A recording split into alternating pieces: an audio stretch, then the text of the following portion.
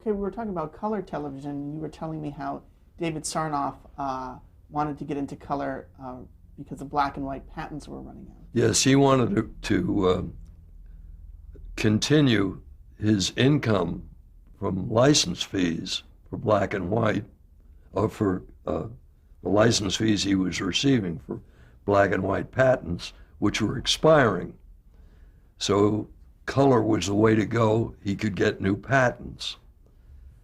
And he had a system, RCA had a system of 3 color tubes that would merge on the screen, would be projected and merge on the screen and give you full color television.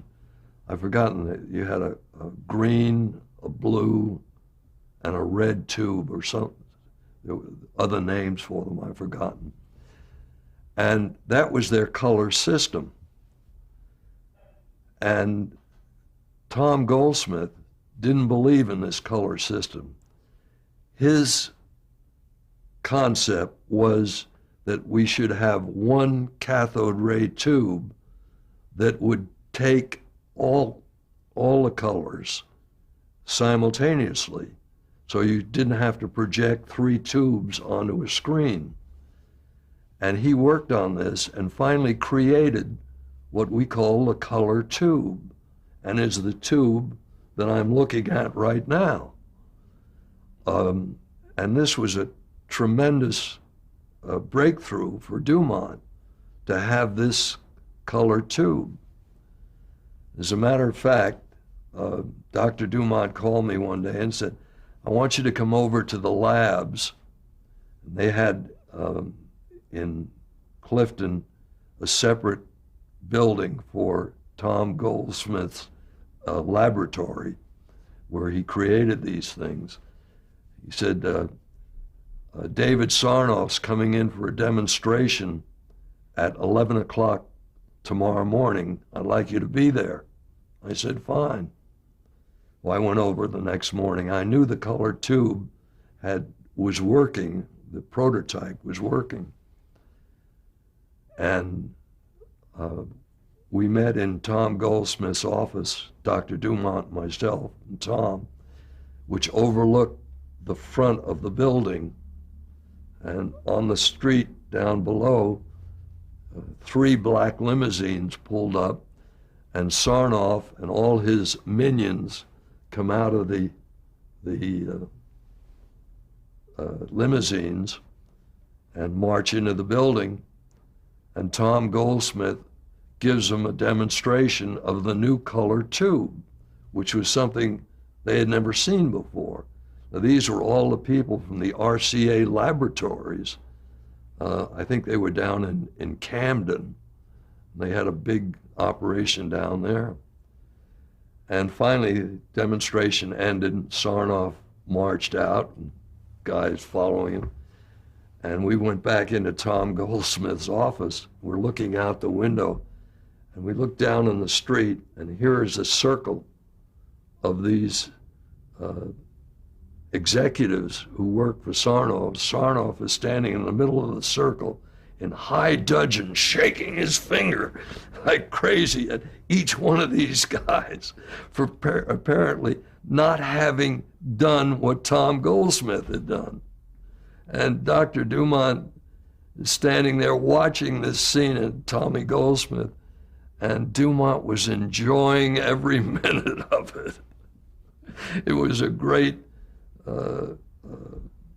victory for Dumont. I wanted to ask about some of the other programming that was on Dumont, some of the special programming, such as the Army McCarthy hearings.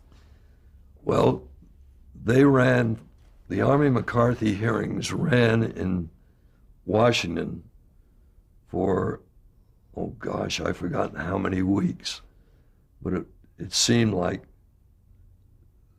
somewhere between 8 and 10 weeks of continued questioning by members of the McCarthy Committee of people regarding their communist ties. He was trying to root communism not only out of the government, but out of the country. He just called people up and would face them with information that had been developed by the FBI and anybody else that they had communist ties. And these were very interesting goings on or proceedings, which were very, very good television entertainment, actually, the way McCarthy ran it. And all four networks were carrying it. And they carried it for about all four networks for a few weeks. And NBC and CBS had big commercial commitments in daytime with soap operas and so on. And they decided after a few weeks they couldn't carry it anymore, and they eliminated it. And the only networks left carrying it were ABC and Dumont.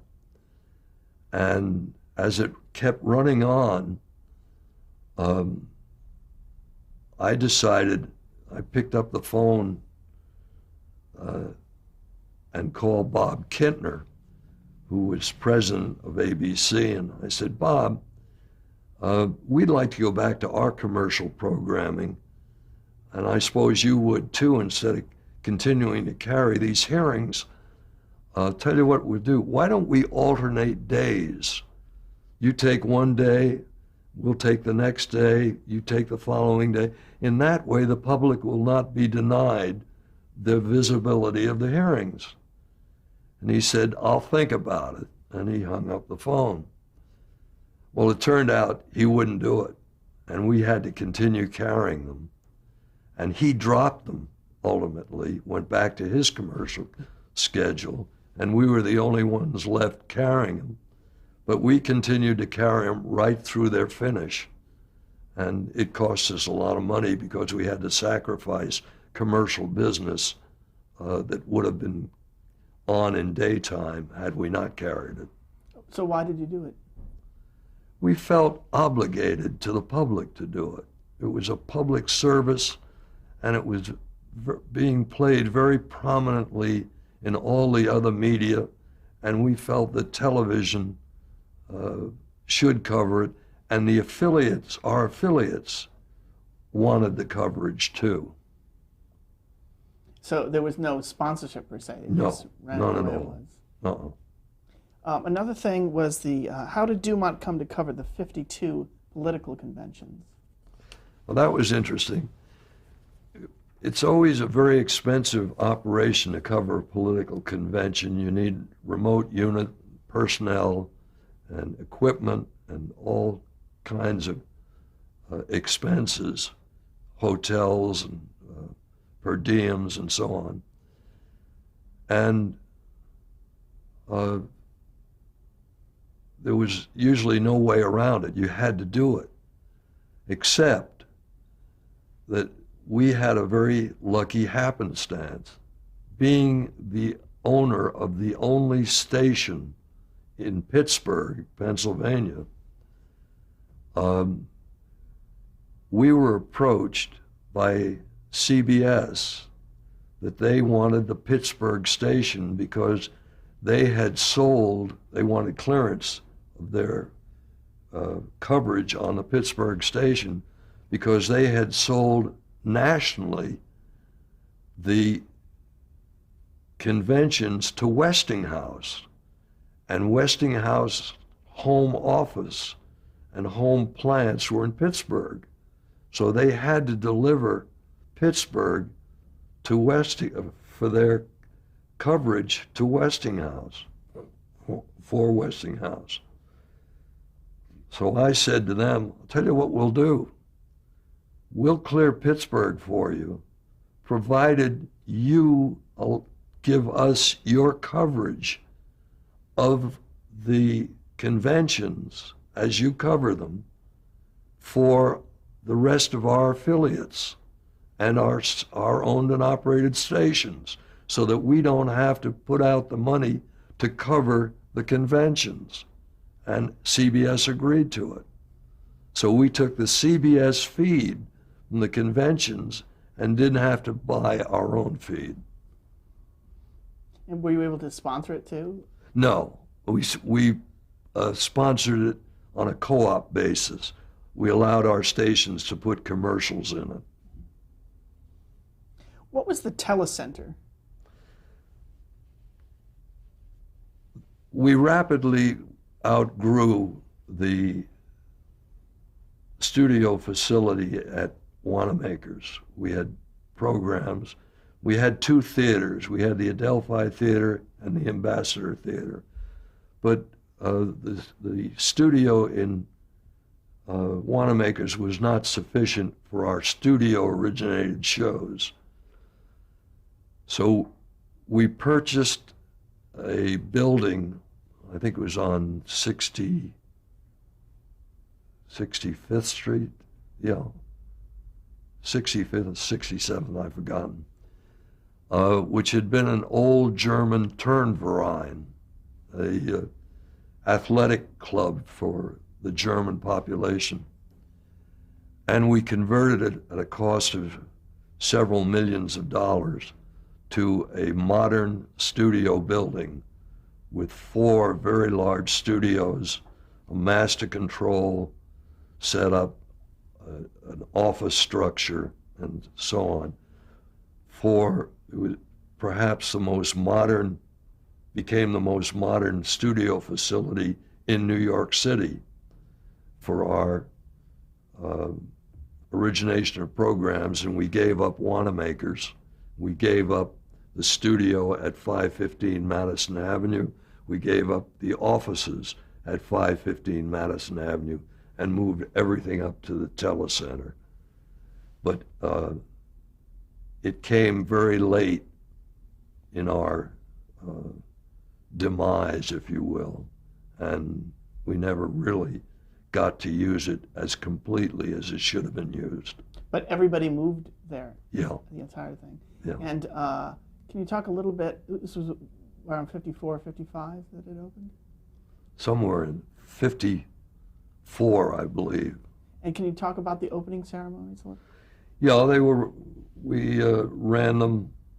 We had a big dedication program on television with various celebrity speakers. Bernard Gimbel, who was head of the New York Visitor Bureau for the city of New York. Hewlin Jack, who was president of the borough of Manhattan. Dr. Dumont, one of the commissioners, Bob Lee of the FCC, and myself, we all spoke at this dedication, and it was carried on the network throughout the country, and it was a big deal. Gertrude Berg of the Goldbergs acted as one of the celebrities who greeted the public and invited them in by television to the new studio center. Excuse me.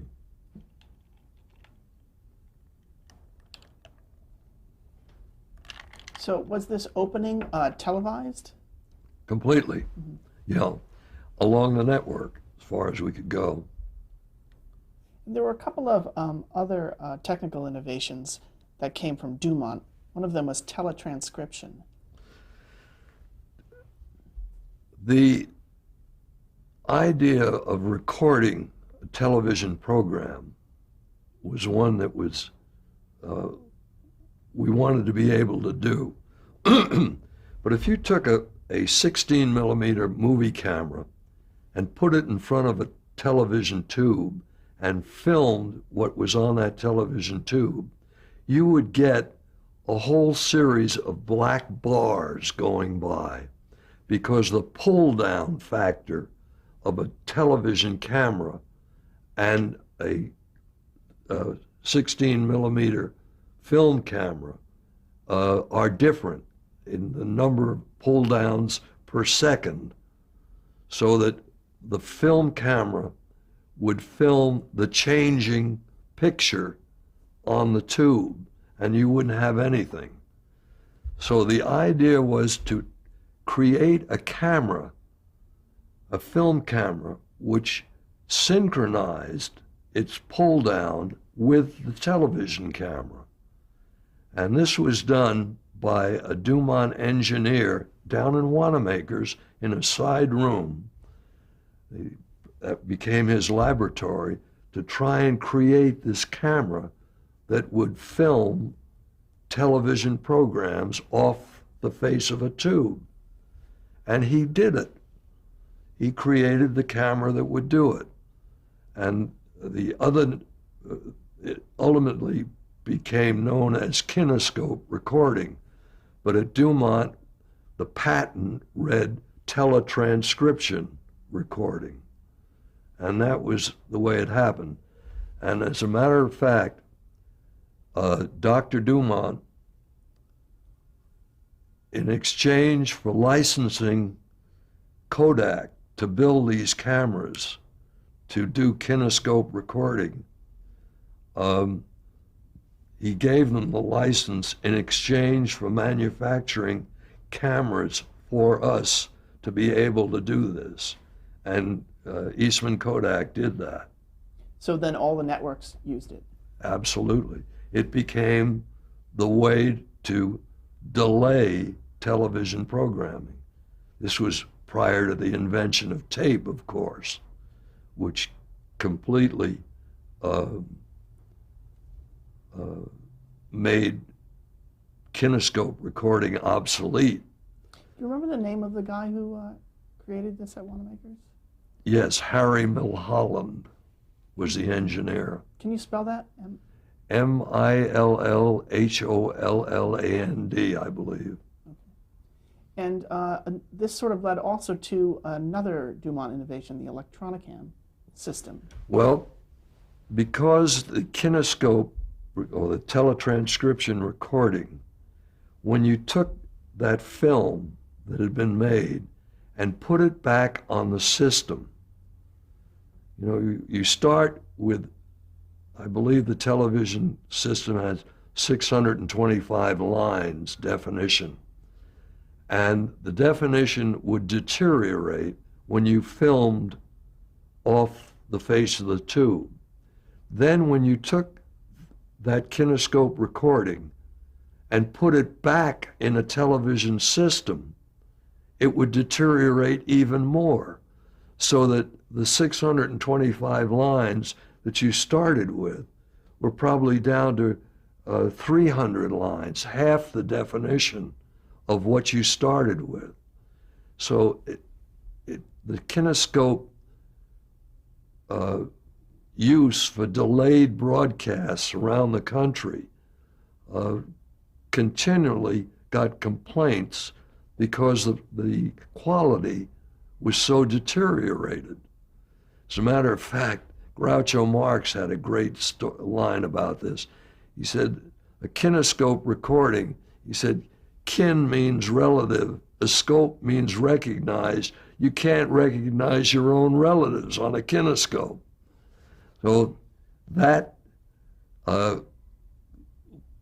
our stations complaining, and they would drop shows because the kinescope quality was so bad by the time it got to the homes that they were covering. So we figured, how can we get good quality out of film of television shows? And one of the engineers at Dumont in New Jersey, I guess it was with Tom Goldsmith, created the thing called the electronicam. And the electronicam was a television camera mounted on a pedestal with a BNC Mitchell 35 millimeter film camera mounted next to it on the same pedestal, feeding through a common lens system, which would film a television show, or place on a television show on film as it was being shot by television cameras. So we would have a 35 millimeter quality film of a television show.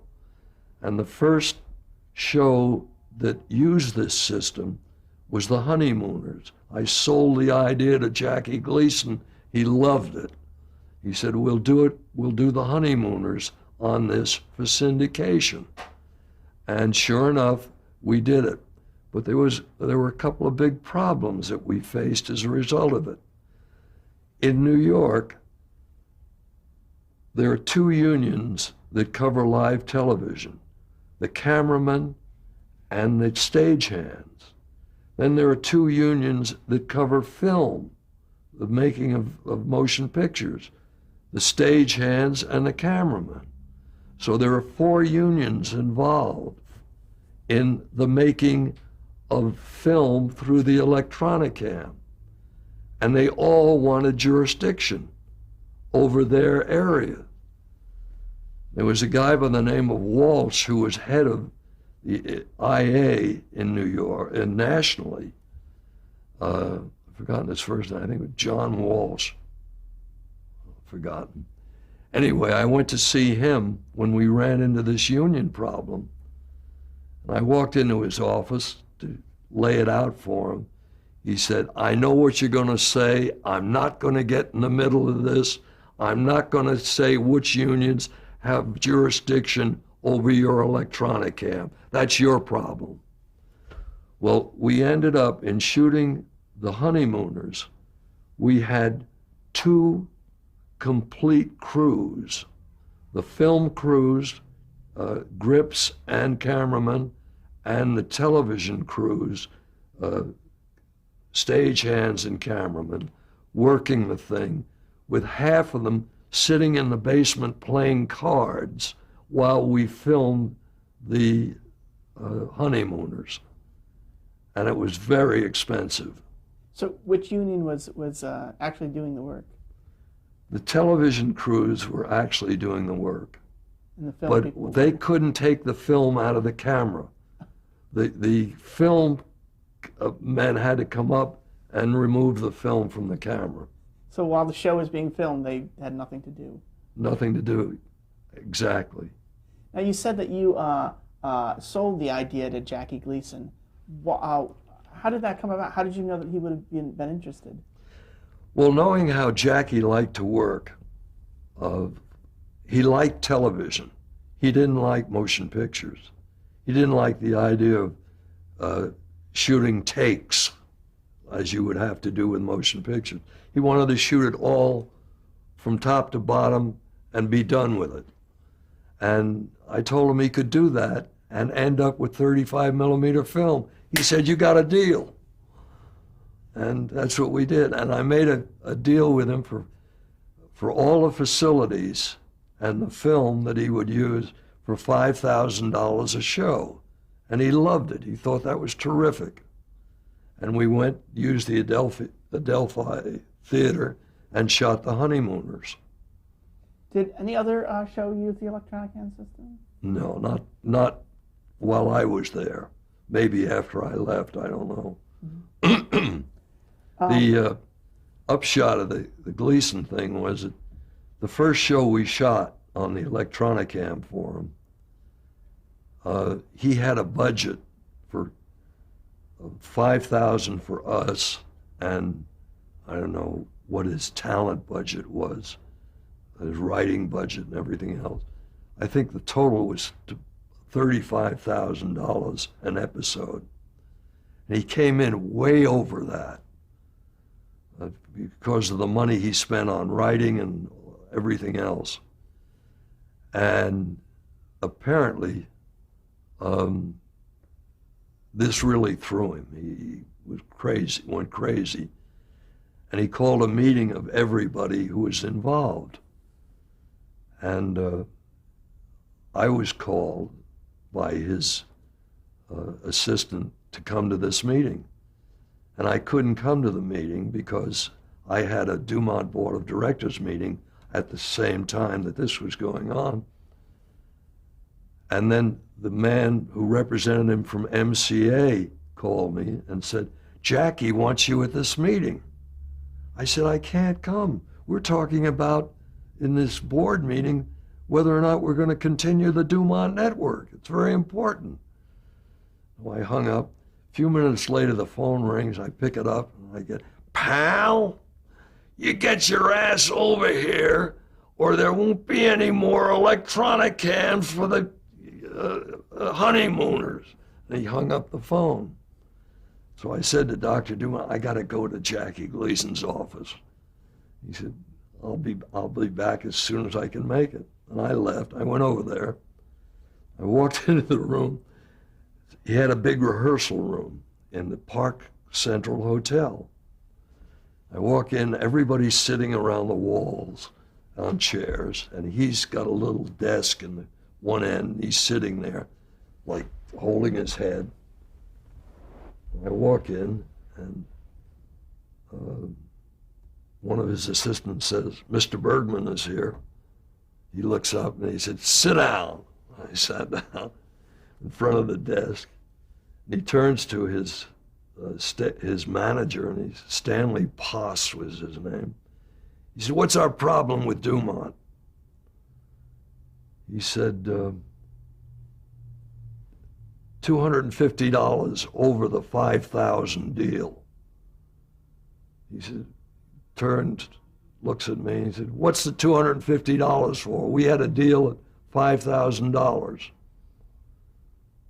I thought of it, and I said, Jackie, we had to put on an extra stage manager because you don't want to turn your head to a stage manager for cues.